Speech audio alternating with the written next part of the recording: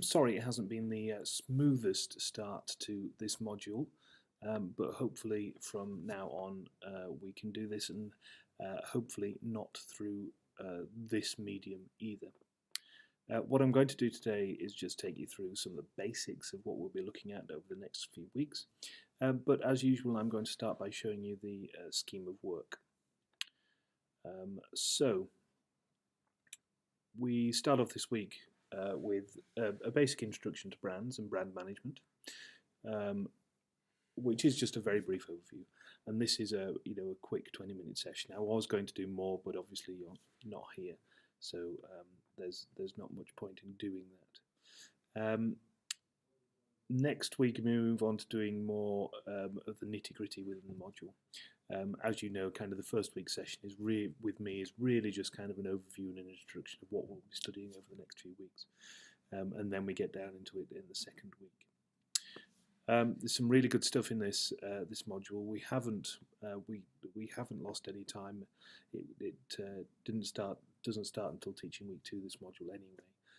So apologise for the mix-up last week in terms of when it should have been, but I was expecting it to start last week on the Thursday, but because of the dates have changed, it starts this week. So what we look at, the most important thing on here is probably the assessment briefing, which will be in week 4, so in a couple of weeks' time. And from there, they'll be moving on to looking at all the programs and how companies actually go about, how retail companies actually go about building and maintaining their retail brands.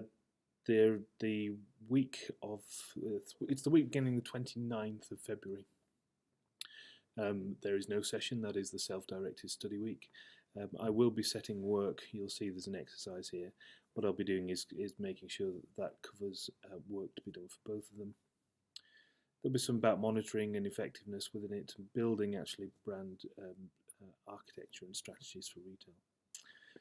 The Easter break comes right in the middle of the nitty-gritty bit of this module. I can't do anything about that. You'll have to blame the church. From here on in, what we then start to do is start building up assessment tutorials. The assessment for this module is really nice. Again, as you might be expecting, it's a straightforward presentation and a report based on that. So, just to cover some of the learning materials, I won't cover the assessment right now. So what we're looking at in this module, what you'll need to be able to do at the end of it, critically evaluate the importance role of brands in global retail environments, critically analyse and evaluate the management of brands in a strategic and operational level, and identify, through critical evaluation of contemporary research, the response of customers to a brand offer. So there's quite a bit of psychology within it as well.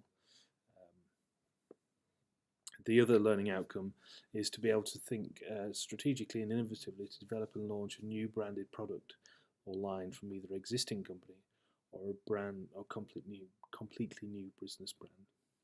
So there's a range of different things within this. There's a very big kind of theoretical element, but then at the end of it there's a practical side as well. And that's what we're looking forward to. So. And I'll be posting this document up ready on Blackboard shortly. So, I'm back.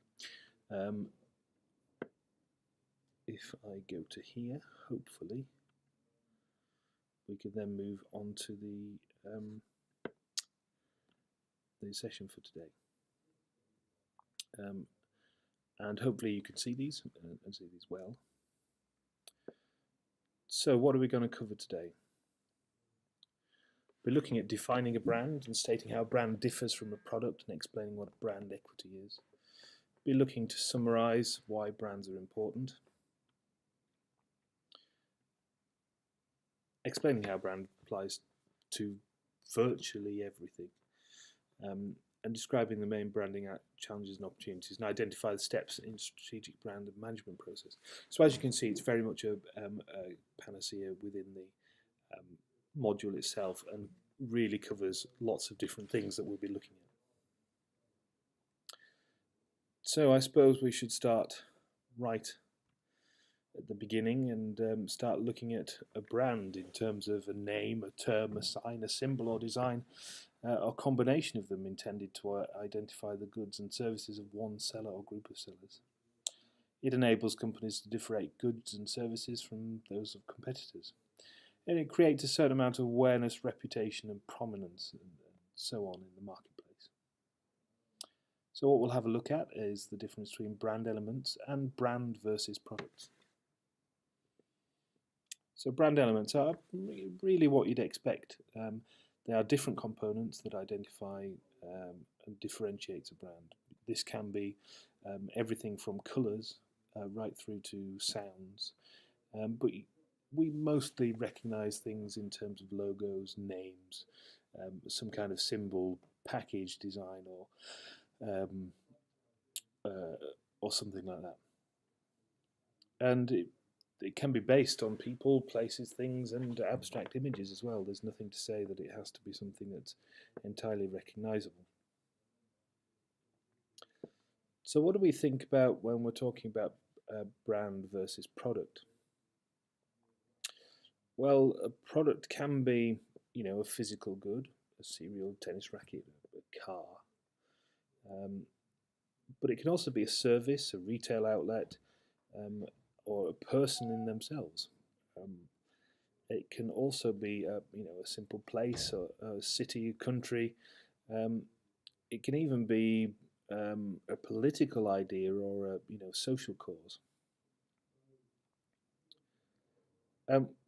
One of the things may have talked to you about before, particularly last year, is about what makes up a product, in terms of there being 4 different levels to it. There being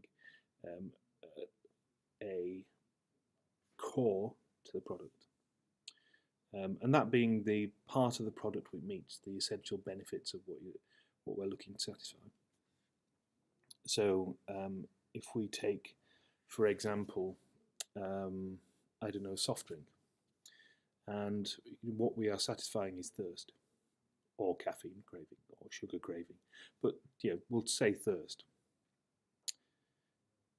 What we're looking at here in terms of the 5 different levels of the product, so we have the core benefit of satisfying thirst. We have the generic product level, which would be things like the flavour, the carbonation, the texture in the mouth. There's also a degree of expectation behind that, and that can be things like the temperature it's served at. That can be the actual flavour compared to something similar drink that you've had before. The augmented product is much more service-based and includes more information about services behind it. So it might be how well the service is in the store, in the shop that you buy it from. It might be where you get a really swanky vending machine. Even something as simple as that. It's something extra to the product which adds value to it in some way. The potential product really talks about all the augmentations and transformations that a product might ultimately undergo in the future. So it might be that what you're looking at is, in terms of our soft drink again, that could be the recycling of the can. It might be the special offer that's on with the can. So you get 8 for the price of 6 or something like that. So there's very different elements which build up an actual product in itself. In terms of a brand, it has different dimensions, some of which may be rational and tangible, and they might be related to a product performance of the brand, or they can be more symbolic or emotional and intangible, and that is when it's related more to what the brand represents. So a branded product may be, a physical good like Kellogg's cornflakes cereal, um, um, a Ford car. It might be, a Jaguar like my new one. In terms of service, products can also companies can also brand themselves in terms of service, and things like Emirates Airlines, really do look to differentiate themselves on the service, and therefore that service has become part of the brand themselves. So when we think about brand elements versus and a branded versus product, um, we're thinking about um, organizations creating perceived differences amongst products. They develop a loyal customer franchise, and they create value that can translate into financial profits. So why do brands matter? We'll look at consumers and we'll look at firms as well. So we'll look at from the consumer point of view first. Ultimately, brands provide reassurance and a shortcut through the buying decision process. What we're looking at is, it's a way of simplifying that because the brand recognition is already there, and therefore it lowers the search costs for products internally and externally, because you know what you're looking for, you know what the brand looks like, and therefore the cost to you in terms of time and efficiency of being able to go into a supermarket and pick up exactly what you're looking for because you know what the packaging's like. But also, having a good, well-formed branding strategy, it really helps set out expectations about what the customer feels about the brand and how they associate with it. It also goes on to signal product characteristics and attributes. So what we'd be looking at in terms of search goods, these would typically be evaluated on the basis of attributes such as sturdiness, size, colour, style, design, weight, ingredient composition, and by visual inspection. Experience goods are very much more on the durability, service qualities, safety, and ease of handling. And credence goods, these are, they're merely this is something that the customers might not know all the ins and outs of, but they recognise the value of. So something like insurance, for example, would be this kind of product. Branding, as far as the customer is concerned, reduces risk within the product decision-making process because they strong brand, and the risks can be functional in terms of the product not meeting up to their expectations. Physical, the product poses a threat to physical well-being to them or other users. Financial risk, it's not worth the price that you paid for it. And the products result in embarrassment for others, which could be a social risk. Then you get on to things like psychological risks, where by this product not meeting the requirements that you set for it, it causes some kind of psychological effect. I'm thinking in terms of large sort of household purchases or renovations, that kind of thing. The sort of thing that you have to live with day after day. And then there's a simple cost, in terms of time, and that if the product is unsatisfactory, it can take a lot of time to amend those things.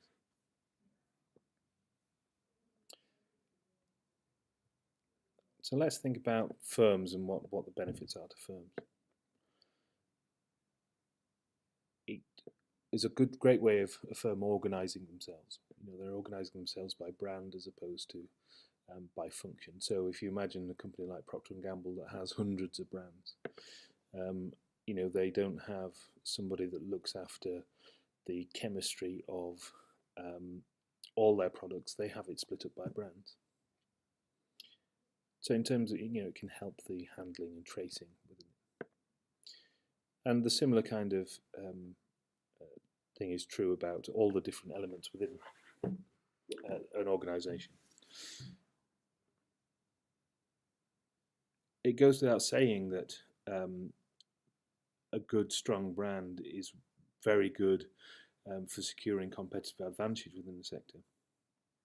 But as part of that, an organisation like Procter & Gamble that has lots of different brands can use it to secure demand and be able to predict demand as much as anything. But also, if something goes wrong with that brand, for whatever reason, and I'll come on to something, other brands within the same company aren't necessarily as affected. So if we think about the Volkswagen issue at the moment, Volkswagen is a very large company. It owns several different brands. However, Volkswagen is one of its prime brands within that, and it's been hit with a kind of emission scandal. However, it has several other brands as well within the company. It has Audi, Skoda, Seat, Lamborghini, and those brands haven't been as affected by it. So by having several different brands across a range of different markets, Volkswagen has able to really limit the damage caused to some extent by being able to bear all the weight of the issues on one of the cars rather than putting it across the whole company.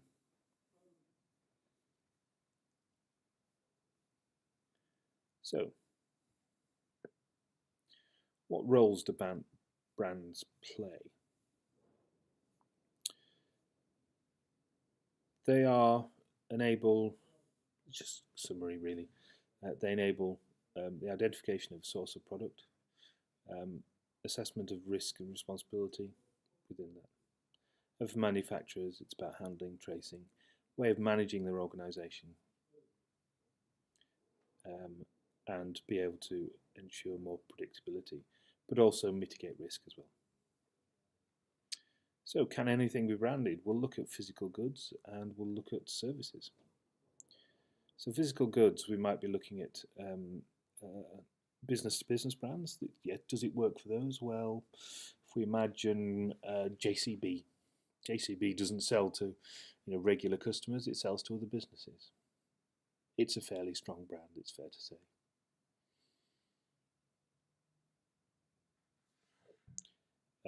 High-tech products. These can be a bit more of a struggle, but when you consider the success of Apple and things like that, it had to come in sometime, I'm sorry. It definitely works for high-tech products as well. So what about services? You can have a look at challenges in marketing services, and both. So that might be, what example can I give?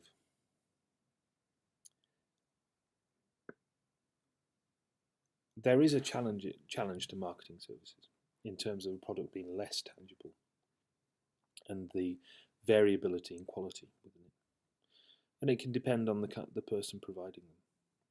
So branding addresses that problem. If you think about checking into a hotel, for example, in terms of how that would be regulated, and that process, people are trained to make sure that process, if it's a chain of hotels, is pretty much exactly the same across the whole of the chain. In terms of professional service or other expertise, yes. I mean, we're talking more about kind of business-to-business branding here, rather than traditional consumer branding. But what it does is it just makes sure that all the services are as recognisable as possible. So can anything be branded? Retailers can introduce their own brands using their store name, creating new names, or some combination of the two. Tesco Value, for example. Online products and services, again, things like Amazon Prime are very much kind of a brand in itself, and they offer unique features and services to customers. People and organizations can be branded as well. It's very easy to see how kind of Beyonce would be a big brand. She whilst, as a performer and a person itself, she has a very good reputation. Actually, what else goes around her, from the producing, from the perfume ranges, from the clothing, that then becomes a brand. You only have to look at the Beckhams to see that they really are a brand in themselves.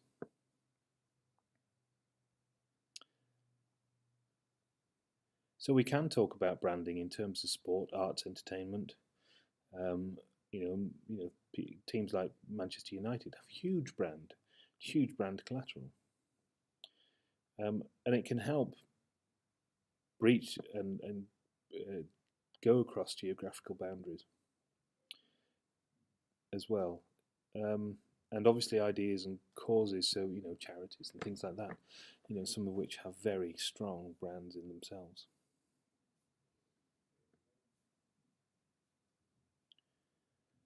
So to sum up for today, I know it's been quite short, but this will do for today. Branding is universal and persuasive in different product categories. It's applicable to both tangible and intangible offerings of an organisation, and technological developments have impacted on the way firms market their offerings. Organisations reap financial benefits from positive brand images. What we'll be doing next week is looking at some. Just bear with me. Hello. What we'll be doing next week is looking at some of the more detail behind this kind of thing. So we'll be looking at things like strategic brand management process. We'll be looking at growth and sustainability of brand equality. We'll be looking at measuring and interpreting brand performance, and the beginnings of that and introduction to that. Designing and implementing a brand marketing program. So all of these things we'll be looking at next week. But that's it for now. Again, I'm sorry that I haven't been able to do as much as I would have liked, but hopefully you've got a flavour of what we'll be looking at in the course of this module, and I hope you'll find it interesting. And I hope the ceiling won't be as manky next week as well.